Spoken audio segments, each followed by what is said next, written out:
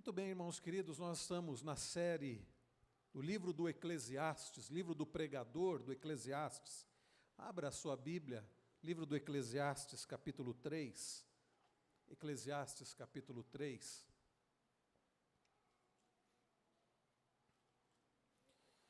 Na semana passada, nós expomos os versos 1 a 15 e aprendemos, irmãos, que Deus tem um propósito em todas as coisas e Deus estabeleceu tempo para todas as coisas.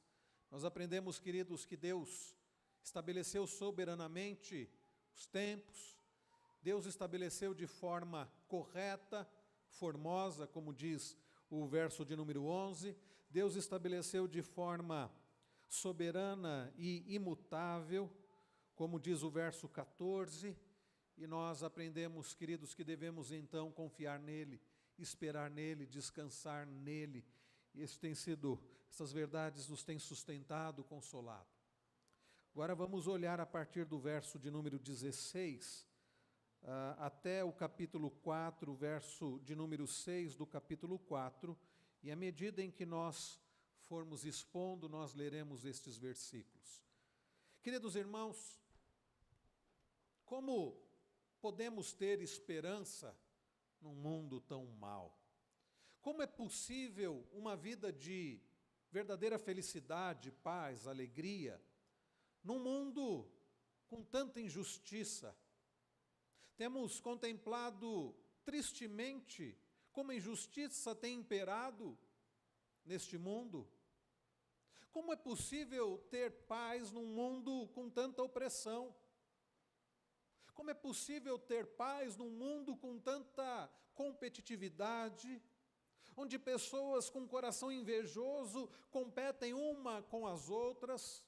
Como é possível ter paz? Nós somos cercados por injustiça, experimentamos sofrimento, desde o dia do nosso nascimento nós começamos a envelhecer rumo à morte. Esta é a realidade. Desde o nosso nascimento, nós começamos um processo de envelhecimento rumo à morte.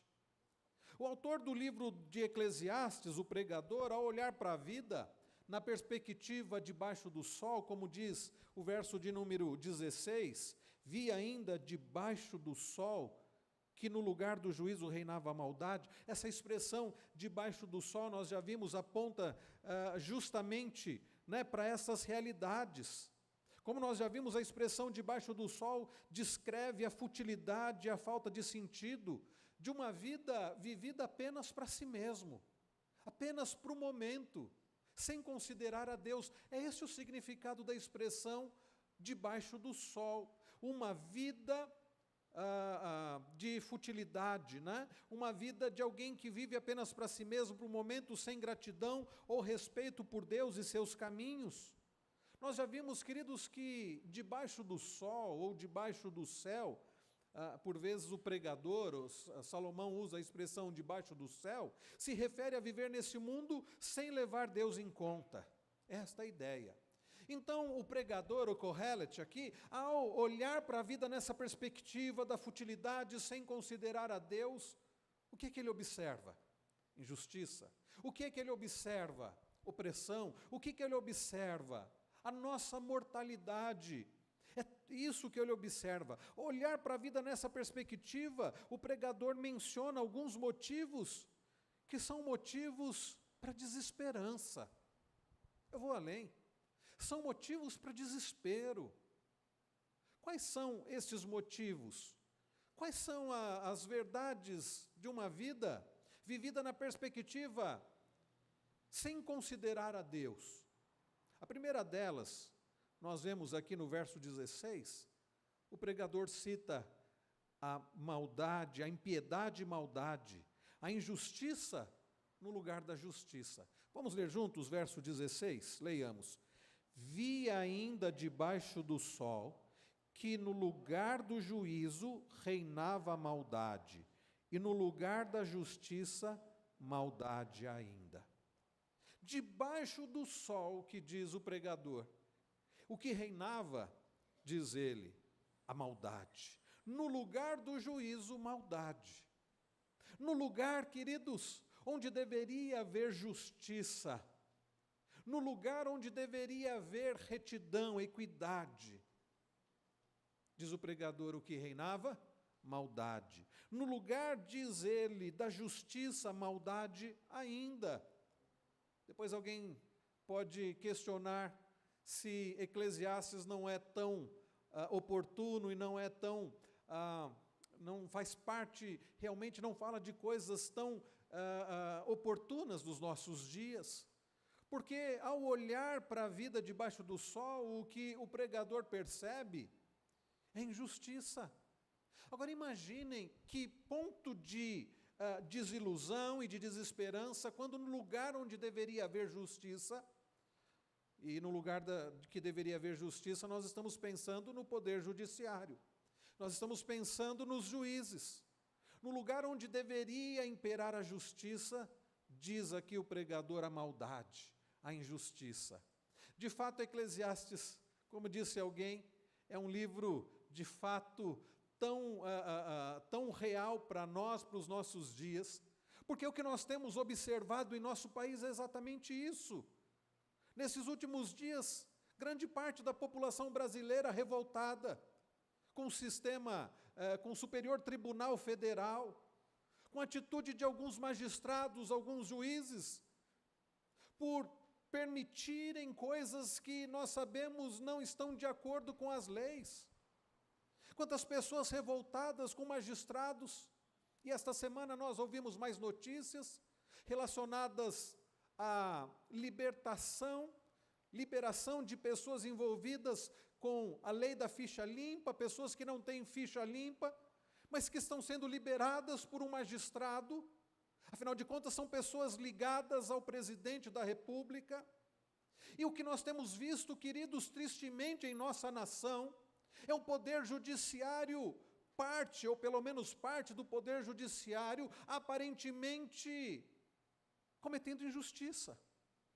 Aqueles que assistiram à entrevista do juiz Sérgio Moro, na última segunda-feira, perceberam numa das falas, ele criticando ou falando do perigo do que tem acontecido, de muitos magistrados, muitos juízes aceitando as chamadas jurisprudências. E ele disse: esse tipo de coisa tem favorecido criminosos, tem favorecido poderosos de forma política, porque através desses recursos, porque eles têm dinheiro para pagar os melhores advogados. E o que esses advogados fazem? Entram com esses recursos, com essas jurisprudências, e vão então levando a coisa e vão atrapalhando no sentido de que a pessoa não é condenada, porque vão entrando jurisprudências e mais jurisprudências. E então o juiz Sérgio Moro falou, quando vê, acaba caducando.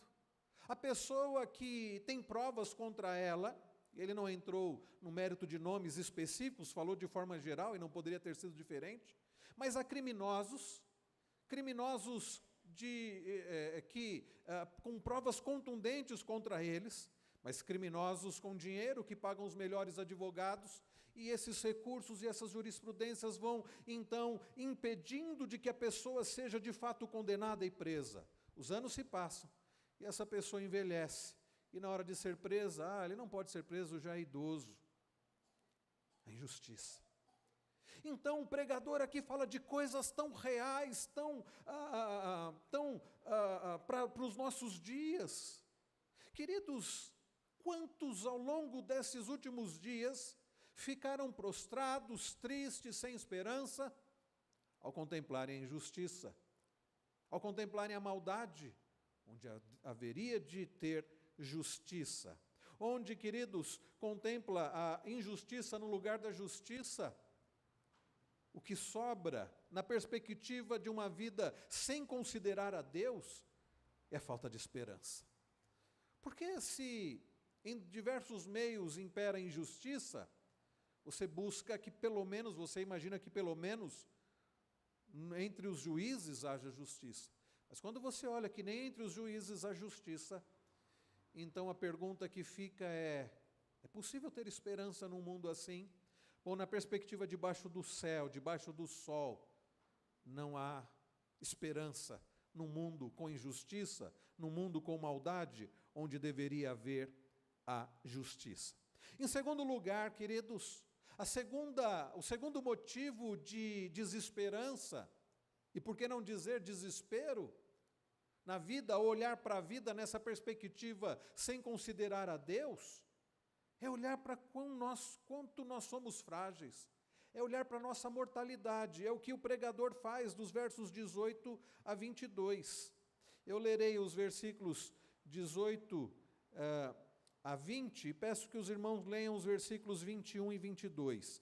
Diz-nos assim: disse ainda comigo, é por causa dos filhos dos homens, para que Deus os prove, e eles vejam que são em si mesmos como os animais. Porque o que sucede aos filhos dos homens, sucede aos animais. O mesmo lhes sucede. Como morre um, assim morre o outro. Todos têm o mesmo fôlego de vida, e nenhuma vantagem tem um homem sobre os animais, porque tudo é vaidade. Todos vão para o mesmo lugar. Todos procedem do pó e ao pó tornarão. Os irmãos leiam os versos 21 e 22.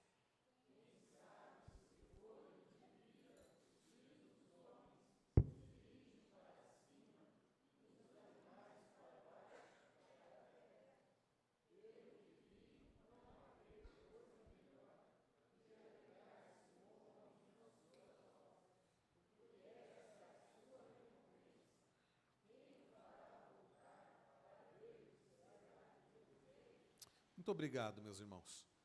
Percebam que agora o pregador, ele passa a considerar sobre a realidade da nossa existência e a fragilidade da nossa vida.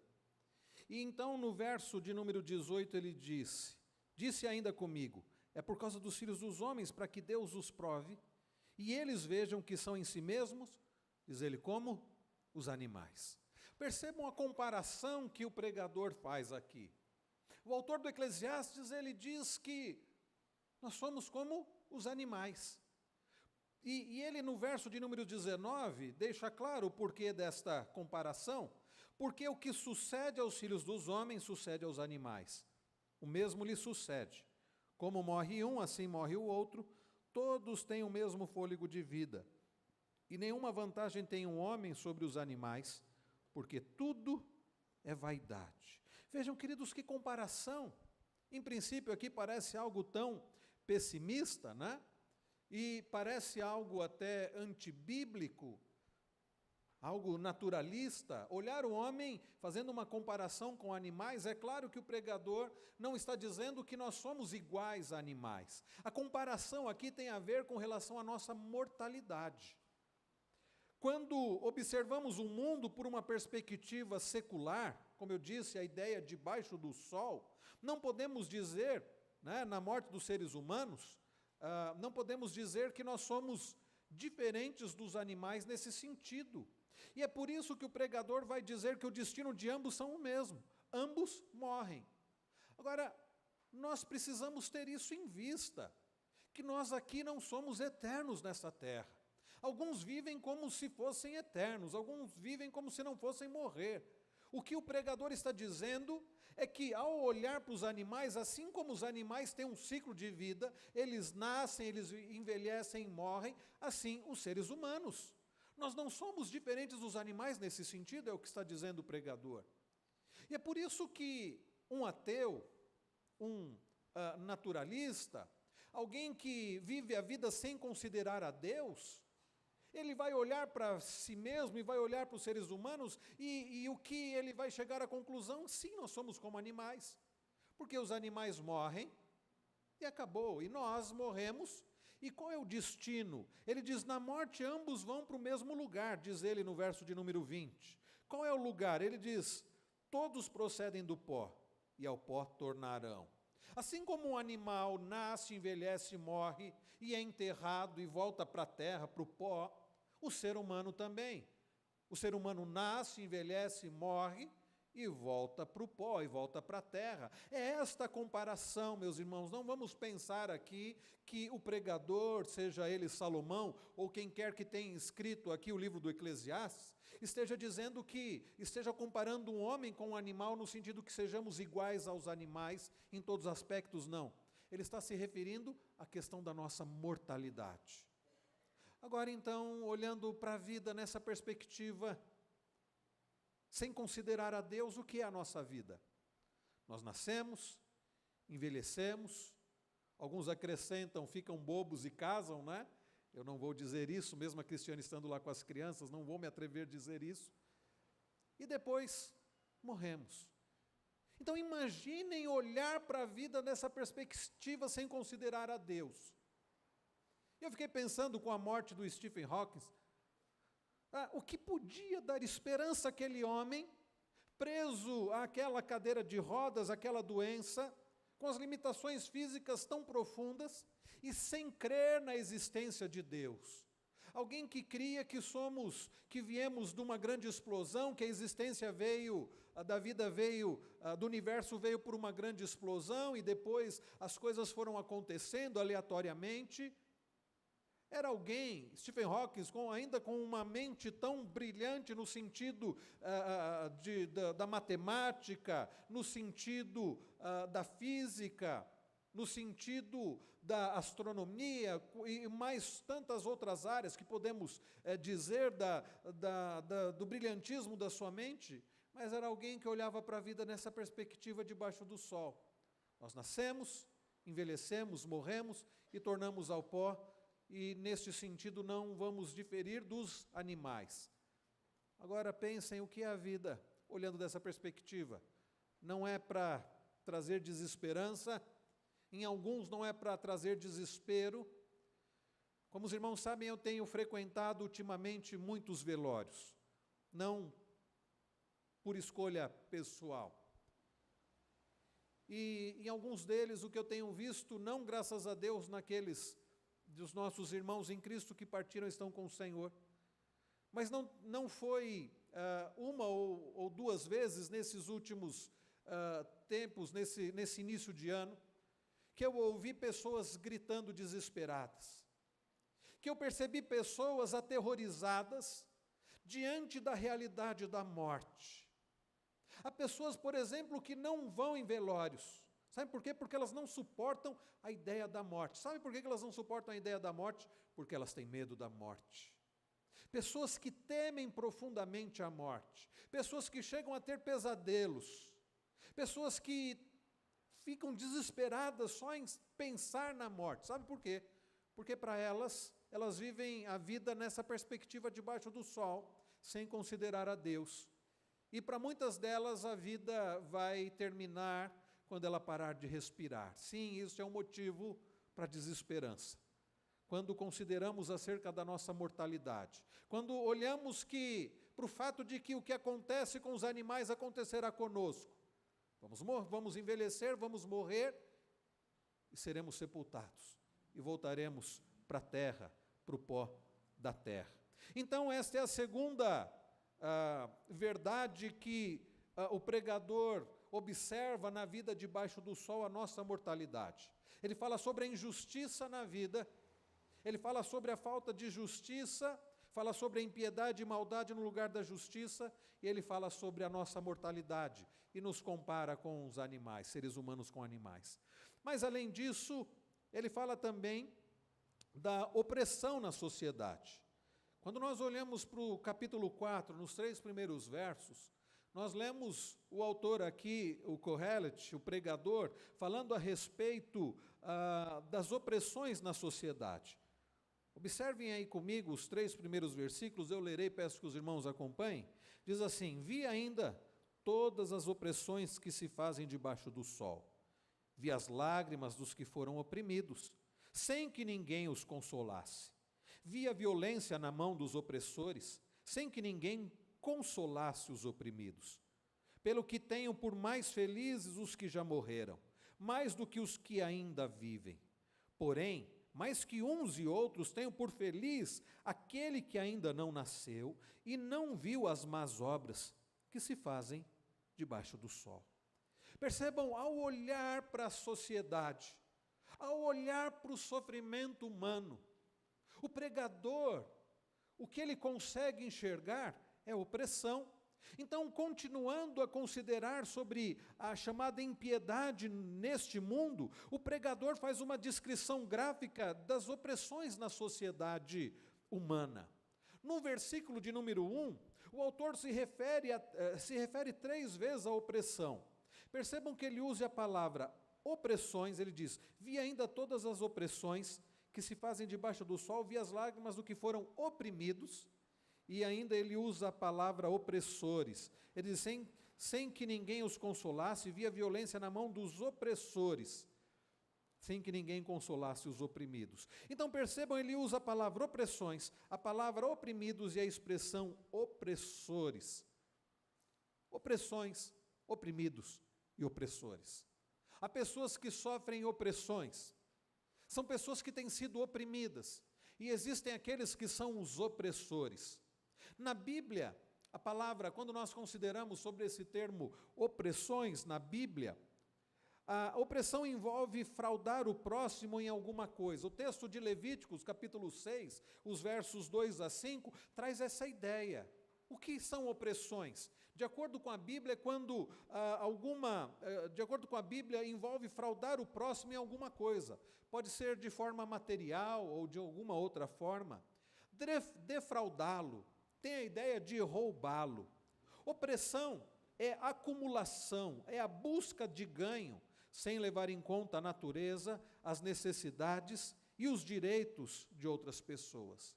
Essa é a ideia de opressão. Algumas pessoas estão fazendo justamente a declaração do imposto de renda essa semana, né? Estão se sentindo, quem sabe, oprimidas por causa disso, pensando, não é justo o que o governo está fazendo, né? Não, meus irmãos, nós não defendemos que devemos fraudar, né, o imposto de renda, devemos deixar de fazer a declaração de imposto de renda. Pelo contrário, como cristãos, entendendo o mandamento de Jesus, dai a César o que é de César, nós precisamos ser honestos. Mas é verdade, não é, meus irmãos, que dói. Você trabalha o ano inteiro e pensar que grande parte, não é uma pequena parcela não, é uma grande parte daquilo que nós recebemos como fruto do trabalho, nós temos que, então, dar para o governo. E a carga tributária em nosso país é muito grande. Como eu disse, não podemos agir de forma contrária, não podemos deixar de fazer aquilo que é correto, honesto, mas por vezes nos sentimos oprimidos. Agora pensem na realidade daquelas pessoas que são oprimidas, sendo tirada delas tudo que elas têm. Ainda numa situação pior do que a que nós passamos diante do governo, com essa carga tributária enorme em nosso país, há pessoas que são ainda mais oprimidas. Há pessoas que são oprimidas não financeiramente, mas emocionalmente. Tem a sua esperança roubada, a sua alegria roubada, através de opressão emocional. Fato é, meus irmãos, que o pregador, o autor aqui do Eclesiastes, ao olhar para a vida numa perspectiva sem considerar a Deus, ele consegue enxergar pessoas oprimidas, ele consegue enxergar pessoas que sofrem grande opressão, e ele consegue enxergar aqueles que são opressores. Pessoas que sem amor, sem misericórdia, sem consideração, pisam em outras, tiram o que elas têm, diversas formas falando. Então ele fala sobre esta realidade. Pessoas estão sofrendo terrivelmente. Quantas pessoas, queridos, estão chorando para dormir à noite? Para quantas pessoas não há consolo? Elas não conseguem encontrar um consolo. É por isso, queridos, que tem crescido o número de pessoas nos consultórios dos psiquiatras, em busca de um comprimido, em busca de um remédio, em busca de uma droga que as possa fazer se sentir um pouco melhor, em busca de um lenitivo, algo que possa diminuir, quem sabe um pouco deste sofrimento, desta opressão, para que elas consigam, quem sabe, dormir algumas horas, quem sabe sentir um pouco de alívio. E é claro, nós sabemos que as drogas, esses medicamentos, eles não resolvem de fato o problema. Quantas pessoas estão buscando em relacionamentos, quantas pessoas estão buscando em si mesmas uma saída contra o sofrimento, contra a opressão. Então, ao observar pessoas oprimidas, opressões e opressores, o pregador ele faz menção a tudo isso, e ele diz então no verso 3, porém mais que uns e outros tenho por felizes. Aliás, o verso 2 e 3, olha que ponto ele chega. Pelo que tenho por mais feliz os que já morreram, mais do que os que ainda vivem. O sofrimento é tão grande, as opressões tão grandes. Ele diz, aqueles que morreram são mais felizes, porque pelo menos a opressão cessou. E ele diz no verso 3, porém, mais que uns e outros tenho por mais felizes aquele que ainda não nasceu e não viu as más obras que se fazem debaixo do sol. Sim, meus irmãos, existem más obras debaixo do sol. Existem más obras nesse mundo. E o autor aqui do Eclesiastes chega a dizer, aqueles que não nasceram são mais felizes. Bom, eles vão nascer e vão contemplar e sofrer, vão contemplar as más obras, vão sofrer também. Então a vida vista da perspectiva debaixo do sol, ela é terrível, porque o que o pregador observou, nós observamos também. Injustiça, nós observamos a nossa fragilidade da vida humana, a nossa mortalidade, nós observamos, queridos, opressão na sociedade. Quem sabe alguns dos que estão aqui estejam sofrendo opressão, estejam oprimidas. Em quarto e último lugar, ao olharmos para o verso de número 4 do capítulo 4, nós vemos o pregador mencionando uma outra impiedade neste mundo, e ele cita então a inveja. Vamos ler juntos o verso 4? Leamos. Então, vi que todo trabalho e toda destreza em obras provém da inveja do homem contra o seu próximo. Também isto é vaidade e correr atrás do vento. A palavra que ele usa aqui é inveja. Então, depois de mencionar duas formas de impiedade, a impiedade nas cortes da justiça e pessoas sendo oprimidas, sem ter quem as ajude, quem as conforte, quem as console, finalmente o pregador mencionou uma outra forma de impiedade que permeia a sociedade: inveja. Ele diz que as pessoas são invejosas e que as pessoas trabalham tendo por motivação justamente a inveja. Uma das versões bíblicas, uma versão bíblica, uma Bíblia, chamada Today New International Version, traduz o texto assim: vi que todo trabalho e toda realização vem da inveja de uma pessoa por outra. Vi também que todo trabalho e toda realização vem da inveja de uma pessoa por outra. É uma boa tradução essa. A ideia é justamente essa. O foco em nosso trabalho, em geral, o foco do trabalho do ser humano é justamente a realização. Alguém realiza um trabalho focando a realização. A pergunta é, o que orienta o nosso trabalho e nossa realização? Sabe, queridos amigos e irmãos, o que por vezes tem orientado o trabalho e a realização do trabalho? É a inveja, é a competitividade. A pessoa tem, eu tenho que ter também. Fulano conseguiu, eu preciso conseguir também. Sujeito fez, eu tenho que fazer também. Competição. Nós vivemos dias em que as empresas competem de forma tão grande umas contra as outras. Há pessoas que acabam sofrendo grande pressão por causa dessa pressão. Aqueles que trabalham em banco sabem o que é isso, sofrer pressão. Aqueles que trabalham em multinacionais sabem o que é isso. Aqueles que trabalham na linha de produção sabem o que é isso. Aqueles que trabalham nos diversos ramos, nas diversas empresas, sabem o que é isso. Competição, competitividade. Precisa crescer, precisa expandir, precisa vencer o outro, precisa alcançar os objetivos, precisa alcançar metas. E por aí vai. E por vezes o ser humano faz da inveja a sua motivação para realizar as coisas, para o seu esforço. A inveja, infelizmente, assim como era nos dias do pregador, tem imperado na vida de muitas pessoas nos nossos dias. Vejam aí então, queridos, nós temos na visão do pregador, nos seus dias, 4 coisas que trazem de fato desmotivação, que trazem desesperança e muitas vezes o desespero. Injustiça, onde deveria haver justiça. A maldade, onde deveria haver justiça. A nossa mortalidade, O fato de não diferirmos dos animais no sentido de que vamos morrer e seremos sepultados e vamos voltar para a terra. O fato, queridos, como nós também olhamos aqui da opressão na sociedade e a inveja que por vezes motiva a realização das pessoas. E então, queridos irmãos, amigos, a pergunta continua: é possível ter esperança num mundo tão terrível como esse? É possível, queridos, termos paz, alegria num mundo tão terrível como esse? Vamos começar então a responder essa pergunta. Eu quero dizer para você, em nome de Jesus, que sim, é possível. Lembremos-nos que o pregador aqui, o escritor do Eclesiastes, está escrevendo na perspectiva debaixo do sol, debaixo do céu, sem Deus.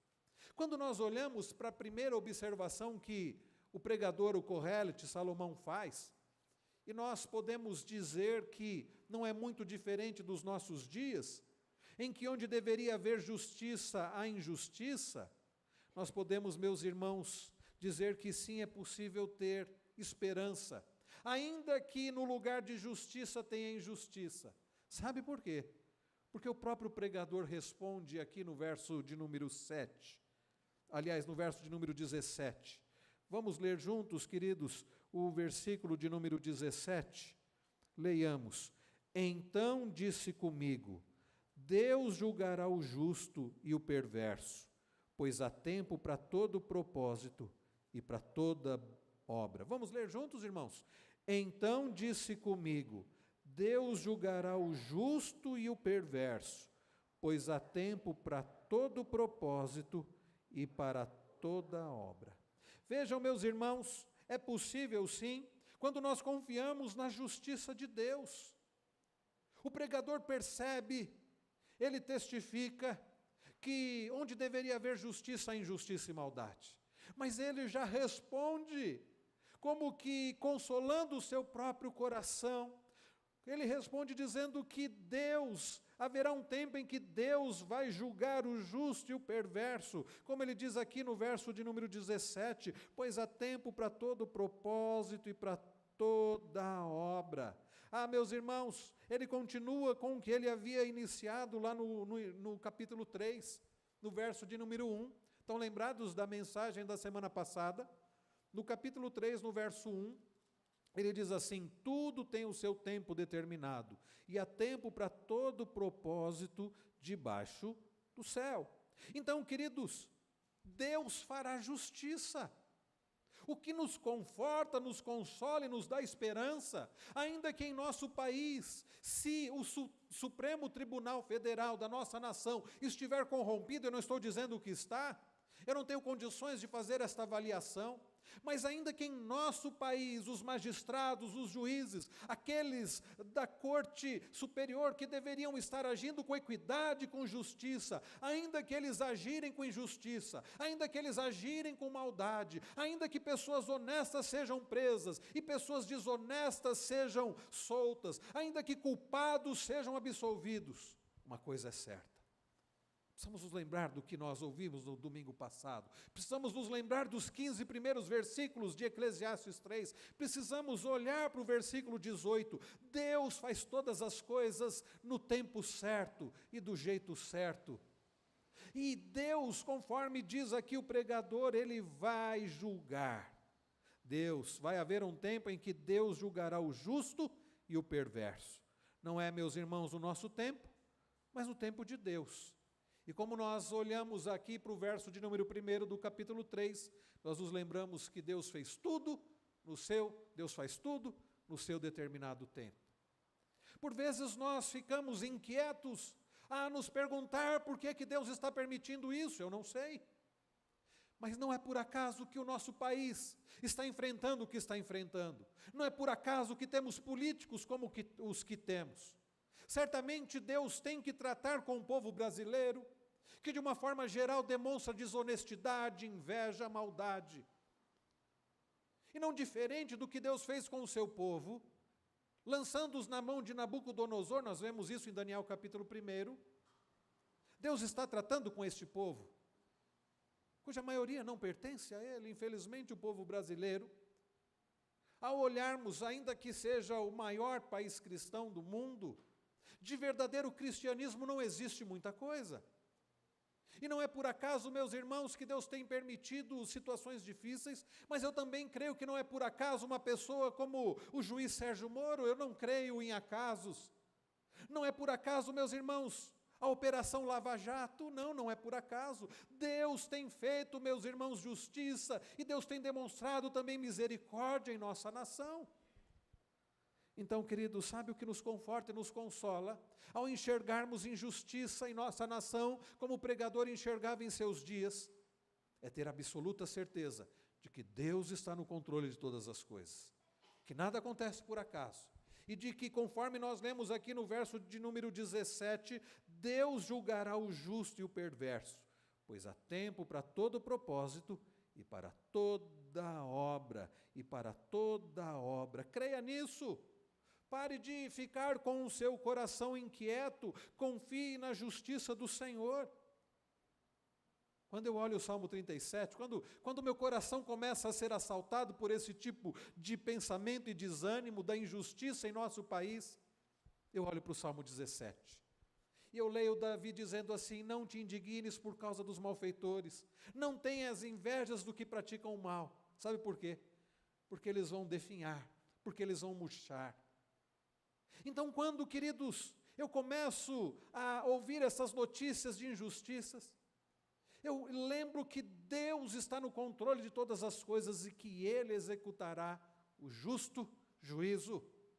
E então, ao olhar para o Salmo 37, eu leio Davi dizendo assim: ao invés de ficar indignado, confia no Senhor, agrada-te do Senhor, entrega o teu caminho ao Senhor, confia nele, descansa no Senhor. E é o que eu tenho procurado fazer, meus irmãos, porque se nós olharmos para a vida da perspectiva debaixo do sol, debaixo do céu, sem considerar a Deus, o que sobra diante de tanta injustiça nesse mundo é o desespero, é a revolta. Há pessoas, meus irmãos, revoltadas, há pessoas que não estão conseguindo viver uma vida de felicidade em nosso país por causa de injustiça.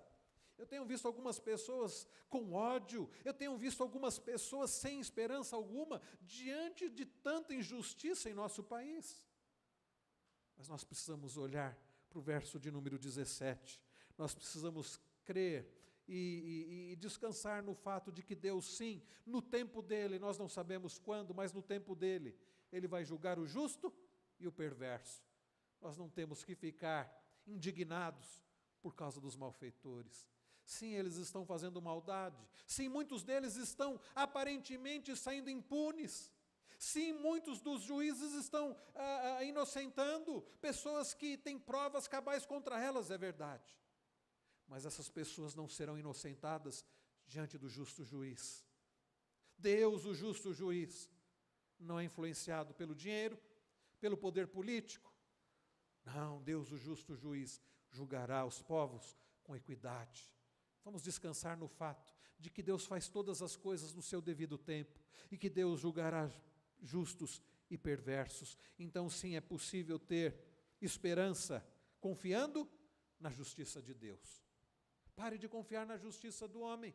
Isso não significa que, como cidadãos que somos, não devamos buscar por justiça. Sim, devemos protestar diante das injustiças, mas vamos descansar o nosso coração no fato de que Deus é o justo juiz.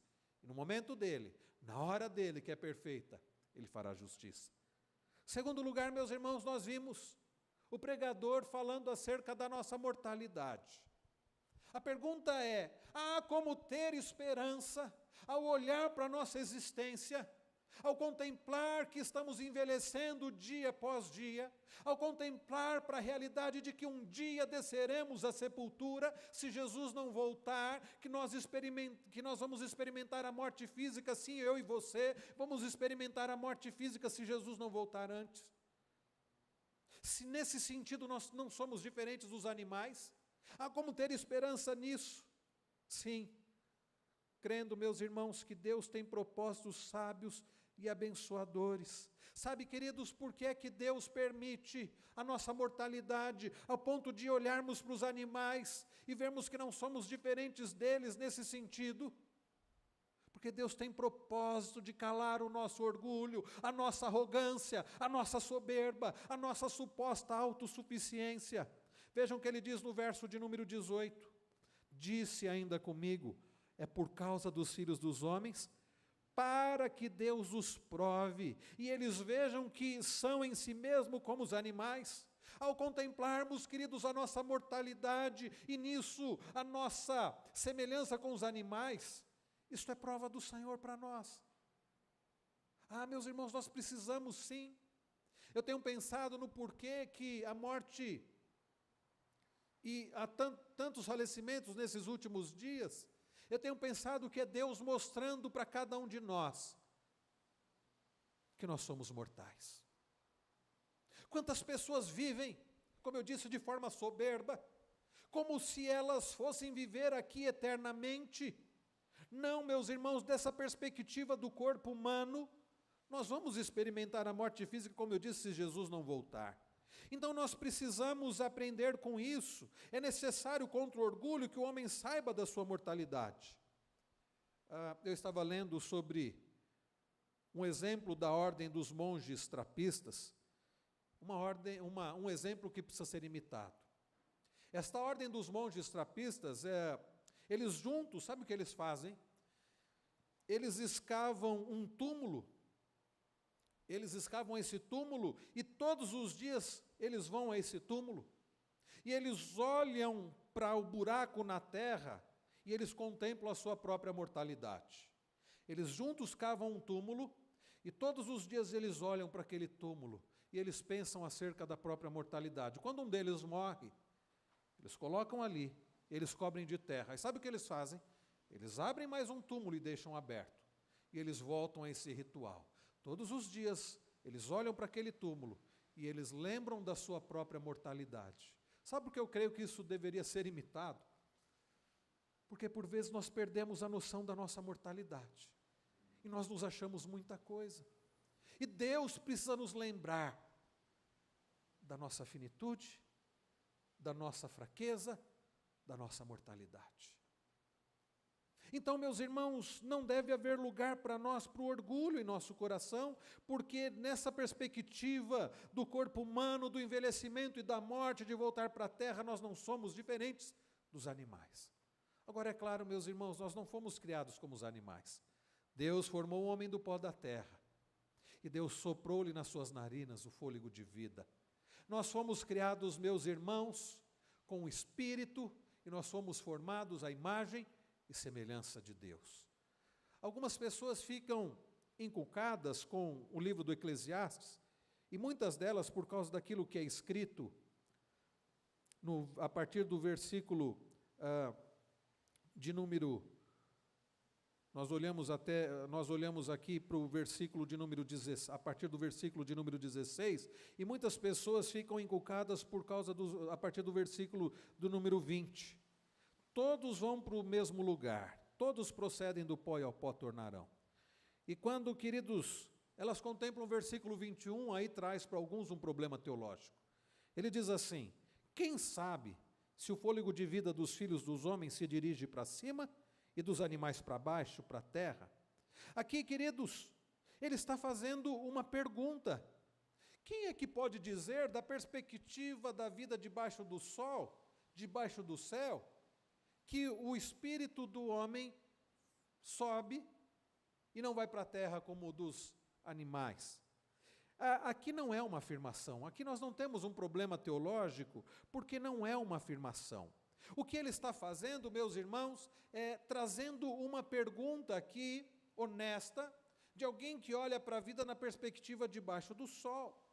E, queridos, a resposta é que nós podemos sim ter esperança, não porque nós sejamos alguma coisa em nós mesmos, mas porque Deus nos criou para Ele. Sabe qual é a resposta que temos, queridos, para esta pergunta? Será que o nosso espírito vai subir para o Senhor? Sim, vai. Aliás, mais à frente neste livro nós vamos ver, Salomão diz isso, o pregador diz isso, que o corpo volta à terra e o espírito vai para Deus que o deu. Mas nós podemos, queridos, dizer que sim, A melhor resposta é aquela que Deus deu por meio da pessoa e obra do seu Filho Jesus Cristo. Então, queridos, todos que quiserem saber o que acontece depois da morte, devem perguntar para quem? Para Jesus. Porque Ele experimentou a morte, e Ele é capaz de levar-nos a ver o que será depois de nós, pois Ele passou pela morte, alcançou o outro lado. Jesus foi morto numa cruz. Nós relembramos isso na última sexta-feira e participamos do culto das 7 palavras. E nos relembramos do que Jesus fez na cruz. E hoje pela manhã, queridos, com alegria, a igreja se reuniu aqui no culto da alvorada, da ressurreição, lembrando que Jesus Cristo, que experimentou a morte, Ele venceu a morte. Jesus foi morto na cruz, mas Ele não permaneceu morto. No terceiro dia Ele ressuscitou, seu corpo e seu espírito subiram para a glória, para a direita de Deus. E diz-nos as Escrituras, o apóstolo Paulo, ao escrever Romanos 8, diz que Jesus está à direita de Deus Pai. Ele está à direita de Deus, e o que Ele faz? Ele intercede por nós. Agora, todos os que crerem nele obterão superior ressurreição. O autor aos Hebreus, lá no capítulo 11, no verso de número 35, fala sobre essa obtenção de superior ressurreição. Sim, queridos irmãos, nosso espírito subirá para o Senhor, e o nosso corpo não ficará nesta terra, porque a palavra de Deus nos ensina que nós seremos ressuscitados. Jesus foi para o céu para preparar um lugar para nós, para que possamos estar onde Ele está. Nós lemos, por exemplo, Jesus consolando os seus discípulos lá em João 14, dizendo: não se turbe o vosso coração, credes em Deus, crede também em mim.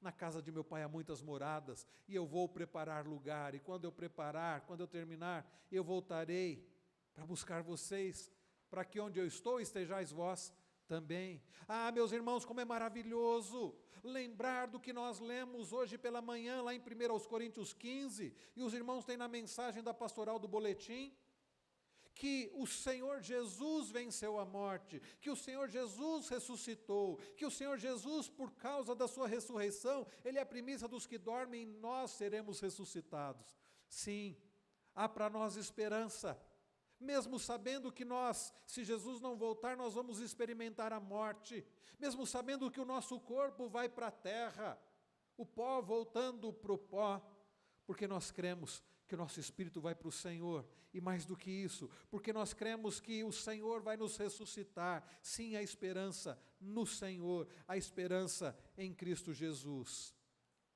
Quando o pregador fala sobre as opressões desta vida, nos versos de 1 a 3, sim, é possível ter esperança. Podemos confiar no Senhor e buscar conforto naquele que ressuscitou. Ele está à direita de Deus e intercede por nós. Jesus ressuscitou, hoje é o domingo que nós celebramos a ressurreição de Cristo. Quantas pessoas estão oprimidas, quantas pessoas têm sofrido verdadeira opressão. Mas quando nós nos lembramos que Jesus ressuscitou, Ele está vivo e Ele é o nosso sumo sacerdote que sabe o que são opressões. Jesus Cristo foi profundamente oprimido, Jesus foi rejeitado, Jesus foi ferido, Jesus foi cuspido, Jesus foi humilhado, Jesus foi crucificado, Jesus foi zombado. Se alguém que sofreu verdadeira, profunda opressão, se alguém que foi oprimido, aliás, Isaías escreve, cerca de 700 anos antes da vinda de Cristo, no capítulo 53 do seu livro, Isaías escreve que ele foi oprimido e que o castigo que nos traz a paz estava sobre ele. Então, quero dizer para você o seguinte: se você tem sofrido esta opressão, que o pregador aqui do Eclesiastes narra nos primeiros versículos do capítulo 4, eu quero dizer para você que houve alguém que sofreu muito maior opressão, que foi muito mais oprimido do que eu e você, Jesus Cristo. E o autor aos Hebreus diz que nós não temos sumo sacerdote que não possa se compadecer da nossa aflição, que não possa se compadecer dos nossos sofrimentos, porque Ele sabe o que é padecer. Busque no Senhor ressurreto, busque no Cristo ressuscitado, que foi humilhado, que foi oprimido, mas venceu a morte. Busque conforto nele, busque força nele, busque sabedoria nele, busque conforto e consolo nele. O que o pregador o faz entrar em desesperança é dizer que as pessoas eram oprimidas e que não havia quem as consolasse. Eu quero dizer para você, você tem quem o console, Jesus Cristo. Nós temos o Consolador, que é o Espírito Santo, e nós temos a Cristo Jesus, que se compadece das nossas fraquezas e do nosso sofrimento, porque Ele foi profundamente oprimido e sabe o que é padecer. É por isso, meus irmãos, que nós nos lembramos do que o apóstolo Paulo escreve aos Romanos no capítulo 8, verso 34. É Cristo Jesus quem morreu, ou antes quem ressuscitou, o qual está à direita de Deus e também intercede por nós. Busque ao Senhor. Em último lugar, quando nós olhamos para a constatação do pregador, ao falar, queridos, no versículo de número 4, que ele viu todo o trabalho e toda a destreza em obras, provém da inveja do homem contra o seu próximo. Ele diz também, isto é vaidade, correr atrás do vento. Ele vai propor como nós devemos trabalhar. Olha o que ele diz nos versos 5 e 6. O tolo cruza os braços e come a própria carne, dizendo, melhor é um punhado de descanso do que ambas as mãos cheias de trabalho e correr atrás do vento. Percebam, meus irmãos, aqui, o pregador esboça graficamente as 3 opções que temos. Como geralmente trabalhamos com as mãos, e esboça as 3 opções com 3 posições das mãos. Percebam que interessante, talvez na nossa versão em português não fique tão claro isso, mas o que o pregador aqui está fazendo é mencionar 3 opções de trabalho usando as mãos. Vejam o que ele diz. Primeiro ele dá a ideia de mãos fechadas.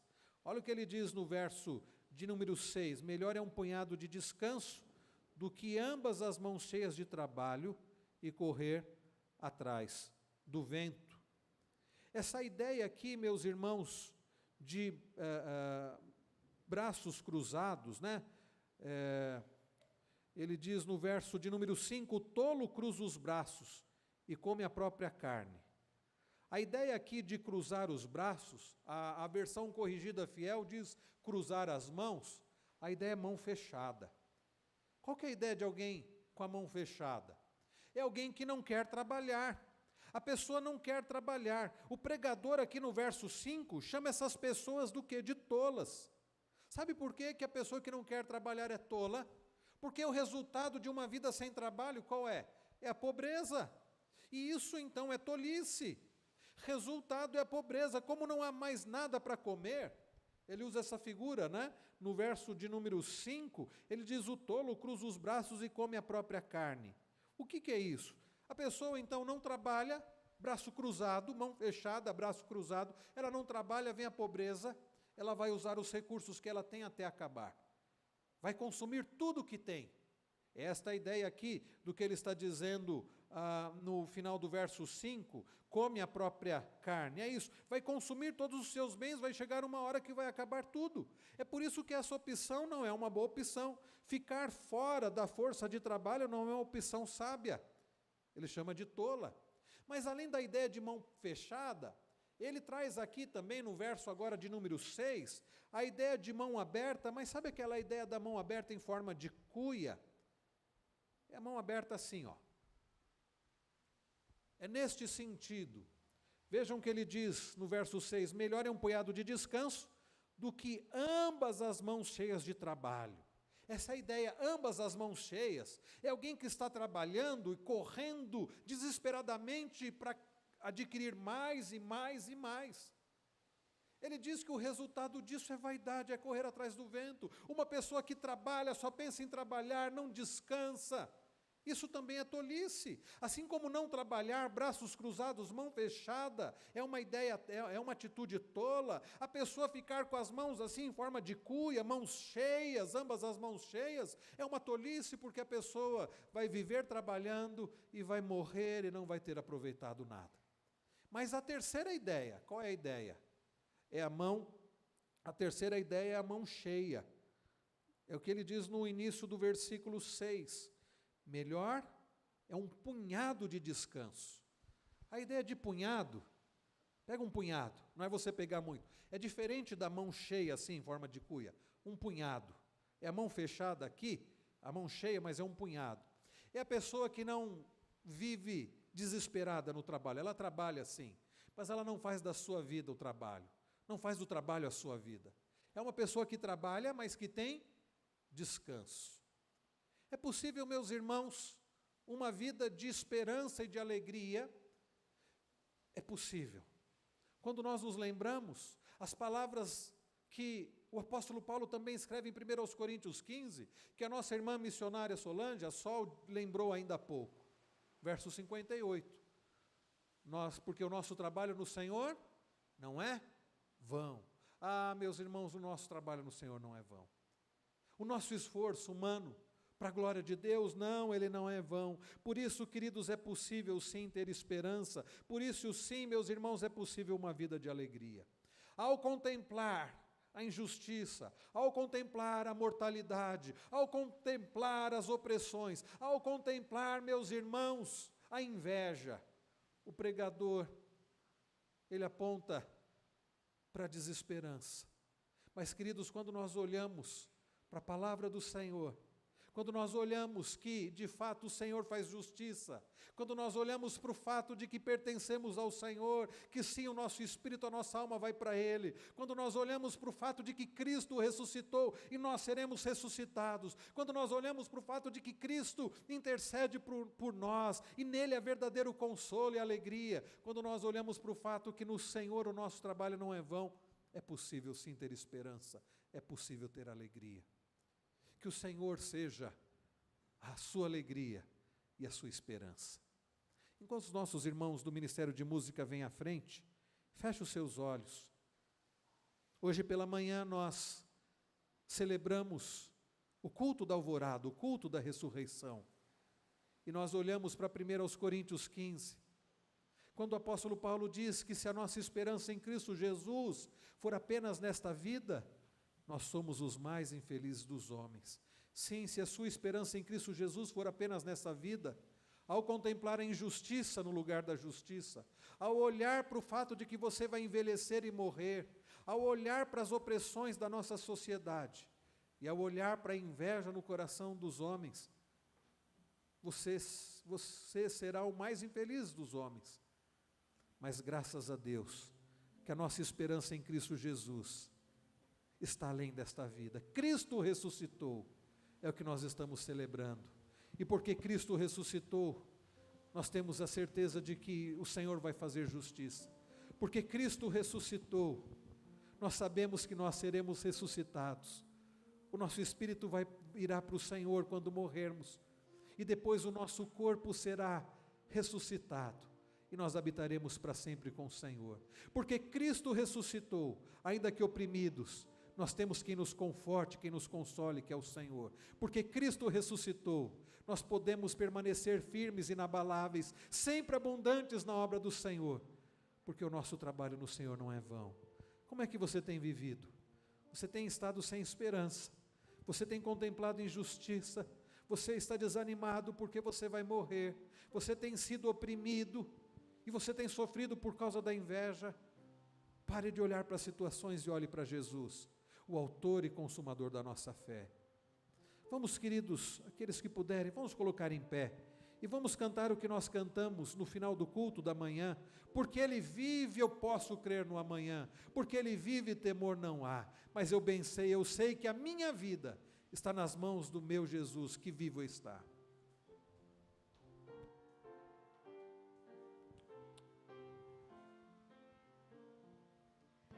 Porque Ele vive, posso crer no amanhã. Porque Ele vive, temor não há. Mas eu bem sei, eu sei que a minha vida está nas mãos do meu Jesus, que vivo está. Deus enviou seu Filho amado pra nos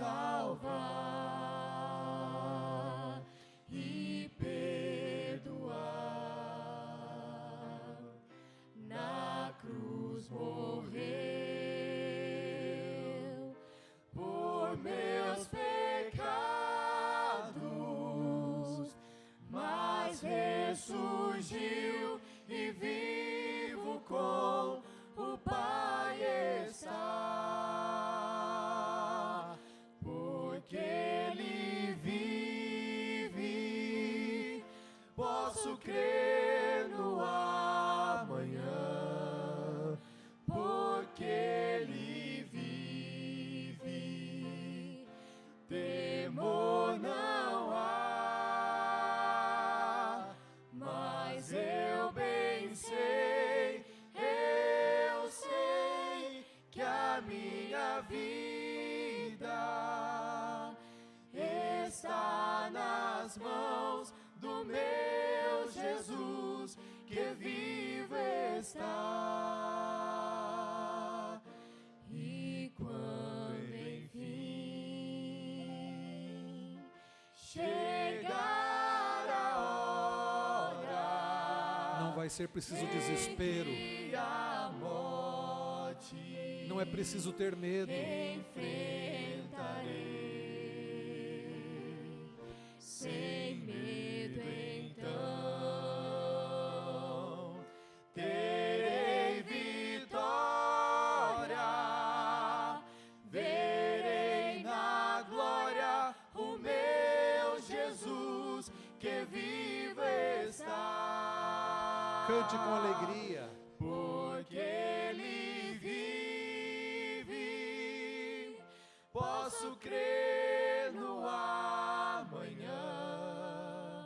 Porque Ele vive, temor não há, mas eu bem sei